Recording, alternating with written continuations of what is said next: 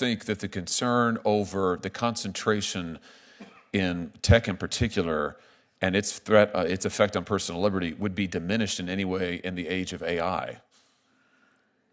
So we're still in the very early stages of AI, as you know. It's a nascent technology, a nascent industry. And so I wouldn't want to make that call just yet, frankly, Senator. But I think there are commentators who do see the emergence of highly concentrated markets in parts of the AI technology stack. Well, I can tell you, I'm extremely concerned about it. I'm extremely concerned about what the emergence of AI and monopoly power in AI will mean for American consumers. Senator Blumenthal and I worked together the last 2 years on our subcommittee here as part of the Judiciary Committee, hearing from people like Sam Altman. And what we discovered is, in issue after issue, whether it is the ability of parents to protect their children's personal information, virtually impossible in the age of AI. Hey everyone, welcome back to Red, Blee, and You. Today we're diving into a major discussion in Washington: big tech monopolies, AI dominance, and what it means for you. Senator Josh Hawley grilled a DOJ antitrust nominee about breaking up big tech and AI dangers. If you care about privacy, freedom online, and AI, you need to hear this. Smash that like button and hit subscribe for updates on tech and policy. Let's get into it. Why would that, is that also true in the tech sector? Is it fair to say that a concentration of power in the tech sector is also a threat to personal liberty, as it would be in any other sector? Is that fair to say? Yes, Senator. I think there are a growing number of conservatives in particular, but also Democrats who see the exercise of private power as connected to the economic power of the companies involved. I think that's a fair statement in general. And why is it, just if you could, tell us a little bit more about why concentrations, economic concentrations in the hands of private monopolies can be a threat to personal liberties? Why is that something we should be particularly concerned about, maybe especially in this age of tech concentration? So, as an example, the business of debanking and deplatforming in both the banking sector and the tech sector, for that matter, is something that we've seen with increasing frequency in the past 5 years. I could provide some concrete examples, but I know you're aware of them, as is probably everybody in the room. And I think that a lot of people see that kind of deplatforming, that kind of debanking as a function of there being perhaps only two players in a given industry. Much easier to do that when you have a duopoly. Yeah, in other words, if you have a concentration of market power in one or two or maybe three hands, then the agenda that the monopolist wants to pursue, whether that's an agenda related to price fixing or price gouging, or whether that's an agenda that has more of a political valence. So you were just saying, maybe they'll censor speech. Maybe they'll say, if you have particular ideological commitments, you supported President Trump, you're not welcome to bank with us. That becomes quite acute when you effectively don't have any other choices. Is that fair to say in layman's terms? Yes, Senator, and you are far beyond a layman in antitrust terms, of course. I mean, another practical application of the kind of conduct we're describing is non-competes. This is just to depoliticize and deconflict the issue.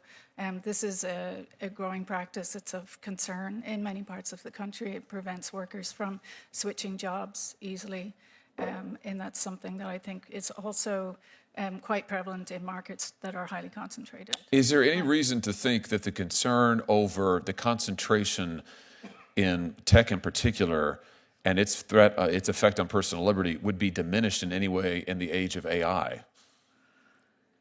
So we're still in the very early stages of AI, as you know. It's a nascent technology, a nascent industry.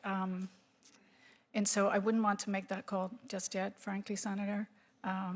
But I think there are commentators who do see the emergence of highly concentrated markets in parts of the AI technology stack. Well, I can tell you, I'm extremely concerned about it. I'm extremely concerned about what the emergence of AI and monopoly power in AI will mean for American consumers. Senator Blumenthal and I worked together the last 2 years on our subcommittee here as part of the Judiciary Committee, hearing from people like Sam Altman. And what we discovered is, in issue after issue, whether it is the ability of parents to protect their children's personal information, virtually impossible in the age of AI, when these companies are scooping up every piece of data and there's nothing a parent can do to stop it. Whether it is the creation of deepfake pornography, where people are able to use the technology, go get someone's picture off of the internet, a child's picture from Facebook, and then use it to create pornographic images. Nothing that a parent can do to stop it. Nothing that a victim can do to stop it. Nothing that virtually any of us can do to protect our personal data at all. And where is this power concentrated? It's in the very few hands of the people who control AI. And sometimes we hear stories about how AI is going to redound to the benefit of workers. I hope that's true, but who it's redounding to the benefit of right now, for sure, is the major technology companies, the monopolists, who largely control this sector. So let me just ask you, broadly speaking, what is it that antitrust enforcement can do when it comes to unwinding concentration to protect personal liberty? Well, as I discussed with Senator Lee, I think one important outcome it can lead to is it can deflect the need for regulation, which, again, I liken this to antitrust as a scalpel, regulation is a sledgehammer, and I think that often will lead to, well, almost certainly will lead to more competition and freer markets, and that in turn will drive new entry and increased innovation in those markets. You know, I think you've got this exactly right. I mean, preventing power imbalances where one or two or three monopolists or near monopolists control all of the information, they stifle competition. The real problem with that is, besides the fact it can impose increased costs and harms on consumers, there's a massive power imbalance between these companies and average, normal, working Americans. And to me, I see what you're going to do, which is very important in antitrust. Antitrust enforcement helps unwind those power concentrations and gives more power to individual Americans. And I will just say now, if you'll allow me just a moment to editorialize, you don't have to comment on this, I think it's absolutely vital that this body do everything we can to put more power back into the hands of individual Americans. You talked about how antitrust suits can be a scalpel, enforcement suits can be a scalpel. Why not put that scalpel in the hands of everyday Americans? Why not open the courtroom doors against these technology companies in particular, including these AI companies, to allow normal Americans, everyday Americans, to bring suit against them to defend their own rights in their personal information, in their children's information?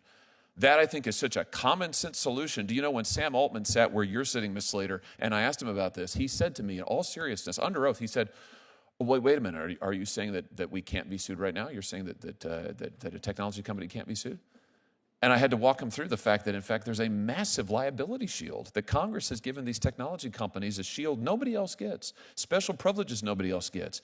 You talk about enshrining a group of robber barons at the expense of the American people. This has got to change. We have got to give power back to individual Americans to protect their rights. And antitrust enforcement by the U.S. government is a critical part of that. So I look forward to your work in this area. And with that, I recognize Senator Klobuchar. So what do you think? Should big tech be broken up?